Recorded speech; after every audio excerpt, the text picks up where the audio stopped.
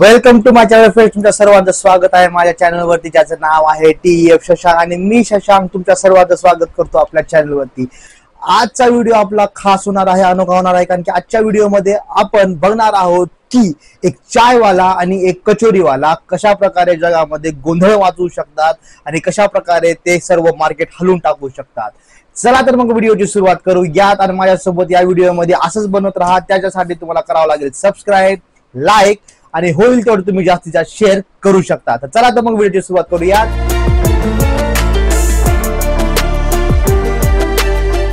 जगात कुठे काय काय चालू आहे, कसं चालू आहे हे बघायचं म्हणलं तर ते बाजूला राहिलं, पण इथं काय चालू आहे मित्रांनो, इथे चक्क बिल गेट्स गेला होता तो डॉली चायवाल्याच्या चाय टपरीवर जाऊन चहा पिण्यासाठी। होय मित्रांनो, डॉली चायवाल्याच्या चाय टपरीवर गेला होता बिल गेट्स। वेलकम बात करने के लिए समय नहीं, चाय पिलाने के लिए समय नहीं, चाय पिलाने के लिए। पण या सगळ्या गोष्टीमध्ये मित्रांनो बिल गेट्सचं तर मला माहिती नाही, पण डॉली चायवाल्याचं वजन तर वाढलं। जमाना कुछ नहीं बोलता है तो सिर्फ पैसा। खरंच डॉली चायवाल्याचं वजन आधीपेक्षा खूप मोठ्या प्रमाणात वाढलेलं आहे। या सगळ्या गोष्टीमध्ये एक गोष्ट सांगायची झाली तर डॉली चायवाल्याला हे सुद्धा माहिती नव्हतं की आपल्याकडे चहा पिण्यासाठी कोण येतोय। जेव्हा बिल गेट्स त्याच्याकडे येऊन चहा पिऊन गेला, त्याच्यानंतर त्याला कळालं की आपल्याकडे जो आला होता तो बिल गेट्स होता। आपको क्या अनुभव? मेरे को बिल्कुल पता नहीं था, मैं तो समझा था फॉरेन कंट्री के बंदे हैं, इनको चाय पिलाना चाहिए, तो मैंने चाय पिलाया। मेरे को बिल्कुल अनुभव नहीं था कि मेरे को अगले दिन जब मैं नागपुर वापस आया, अगले दिन पता चला कि डॉली तूने किसको चाय पिलाई। याच्यावर मित्रांनो एक गोष्ट मला ठाम कळली की तुम्ही जे काम करत आहात ते तसंच करत राहा, मन लावून करत राहा। काय सांगू शकता की तुमच्याकडे कधी बिल गेट्स पण येऊ शकतो। For the right time for the company we both love and अरे साइड से ले, पास से कैसे वो सामने से लेगा, दिखता है वो मुंह लगते हुए। वीडियो बनाने आए, मोबाइल नीचे कर।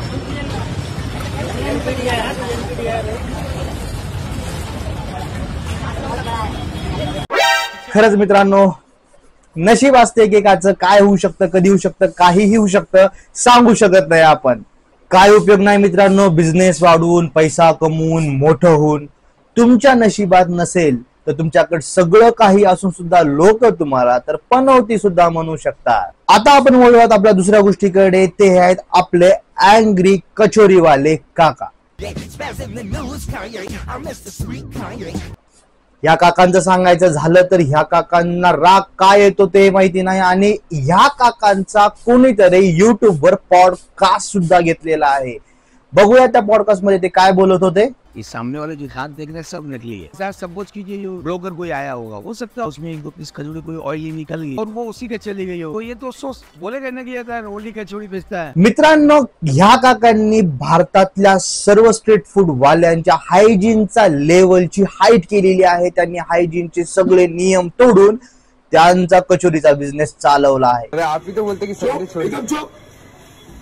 12 बजे पहले कोई बात नहीं कीजिएगा। अरे हम भी तो बहुत दूर से अंकल जी, इधर से थोड़ी ना है। बोलेगा तो भागा लेंगे ऐसे। रिकॉर्डिंग कर रहे हो भैया आप बोलेगा तो करेगा तो पगला हो जाएगा क्या?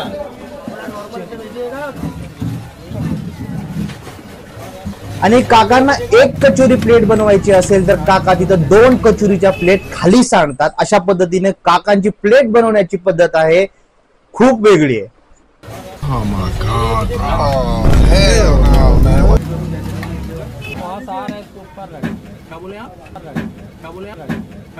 दो बार बोल चुका हूँ यार, बहरा। काकांचा राग आणि काकांचे वाद बघून तर मला काही वेळेस असं वाटतं की आपण काकांचे व्हिडिओ पाहत आहोत की बिग बॉस बघत आहोत। नहीं हम बोले ये वाला कचौड़ी गिर गया था क्या? गिर कहाँ गया? तो आपके सामने नहीं हम जस्ट ऐसे पूछे, यहाँ को उठा के देंगे तो सब्जी गिरेगा कचौड़ी पे। नहीं हम मेरा बुआ मतलब नहीं था। क्या बोले आप? वैसे सब्जी में क्या क्या होता है वैसे तरह की? तसं बघायला गेलं तर काकांना कचोरीच्या दुकानामध्ये नाही तर रिपब्लिक टीव्ही मध्ये असायला पाहिजे होतं.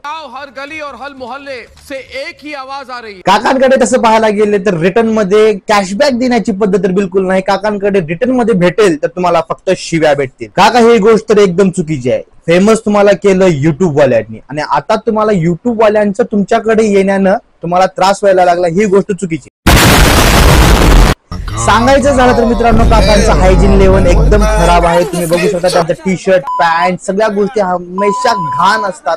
तशाच त्या लोकांना कचोरी विकत असतात, खूप घाण.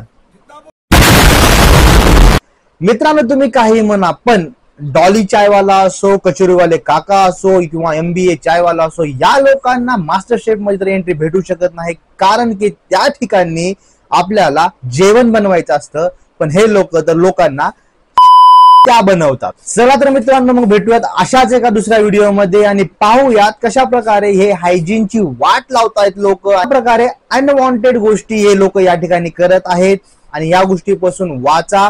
हायजीनवर लक्ष द्या. खाण्याच्या गोष्टींकडे नीट तपासून पाहूनच तुम्ही बाहेरचं फूड कंझ्युम करा. चला तर मित्रांनो पुन्हा भेटूयात दुसऱ्या व्हिडिओमध्ये.